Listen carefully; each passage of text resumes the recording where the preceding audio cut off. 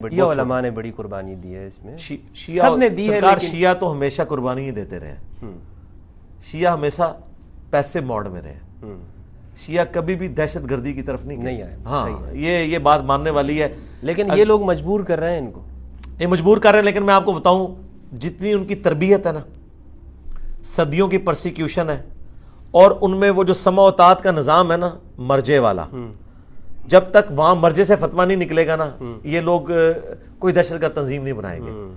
شیعہ کا مسئلہ یہ ہے کہ ان کو ڈیویٹ ہونے سے بچانا بڑا آسان ہے۔ ان کا ایک بڑا اسی طرح ہے جیسے عبد القادر جیلانی قبر سے نکل آئے نا تو بریلویوں کی کیا حالت ہوگی، یا امام حنیفہ قبر سے نکل آئے تو دیوبندیوں کی کیا حالت ہوگی اور بریلویوں کی، وہ کہیں گے اب تو ہمیں کسی کے فتوے کی ضرورت نہیں۔ شیعہ کے لیے یہ درجہ جو ہے نا وہ خامنائی صاحب کا اور سستانی صاحب کا، ظاہر ہے وہ زندہ امام کی تقلید کرتے ہیں نا، ادھر ایک فتویٰ نکلتا ہے ختم۔ ایک چھوٹا سا فتویٰ نکلا تھا کہ تمباکو کی فصل اگانا حرام ہے، تو لوگوں نے اپنی فصلوں کو آگ لگا دی تھی۔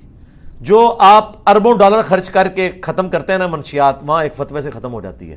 وہ تو کہتے ہیں کہ یہ سمجھ لیں ڈائریکٹ ڈیوائن فتویٰ آ گیا۔ لہذا شیعہ کے اندر چونکہ ان کی ایک اپروچ کہ ہم نے پیسیو ریزسٹنس کرنی ہے، قربانیاں دینی ہیں اور ہارڈ لائنر نہیں ہونا، اتحاد بین المسلمین، جتنی بھی باتیں آپ دیکھیں وہی کرتے ہیں۔ لوگ کہتے ہیں یہ ایکٹنگ کر رہے ہیں، نہیں سرکار یہ ان کے مزاج میں یہ چیز۔ میں آپ کو بتاؤں طارق جمیل صاحب سے میری فون پہ بات ہو رہی تو مجھے وہ کہتے ہیں یار دیکھو ایک میں نے مولا علی لفظ بولا ہے تو شیعہ میرے ہاتھ چوم رہے ہیں، اور ادھر ہمارے سنیوں کا حال دیکھو، ایک بات میں صحیح بات کر دو، اختلاف نہ کرو، صرف صحیح بات بتا دو۔ حدیث تو سنیوں کی تھی من کنتم مولاہ فہذا علی مولاہ، صرف اقرار کر لو۔ تو یہ ہمیں سنیے سے نکالے ہوئے ہیں، اور ان کا حال یہ کہ ہم نے ایک بات میں ان کے کہنے پہ نہیں اپنی کتابوں سے مانا ہے، وہ آگے ہمارے ہاتھ چومتے ہیں اور ہمیں اتنی عزت دیتے ہیں۔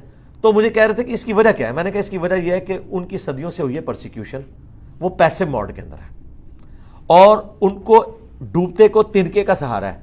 ذرا سا بھی ان کو کوئی ایک روشنی کی کرن نظر آتی ہے نا، ٹھیک ہے، تو وہ عقیدت کے اس لیول پہ چلے جاتے ہیں۔ صحیح۔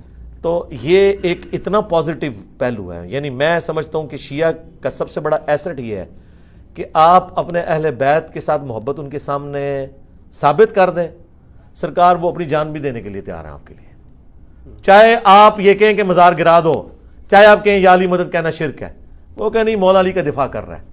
دیکھ لیں آج بھی محرم کے دنوں میں سب سے زیادہ ویڈیوز میری شیئر ہو رہی ہوتی ہیں، حالانکہ میرا توحید کے بارے میں کتنا سخت سٹانس ہے، اور اسی طریقے سے اور عقیدہ امامت کے بارے میں بہت ہارڈ لائنر ہوں، لیکن انہوں نے ایک خوبی پکڑی کہ نہیں اہل بیت کا دفاع کر رہا ہے، باقی چیزوں پہ کمپرومائز ہوگا۔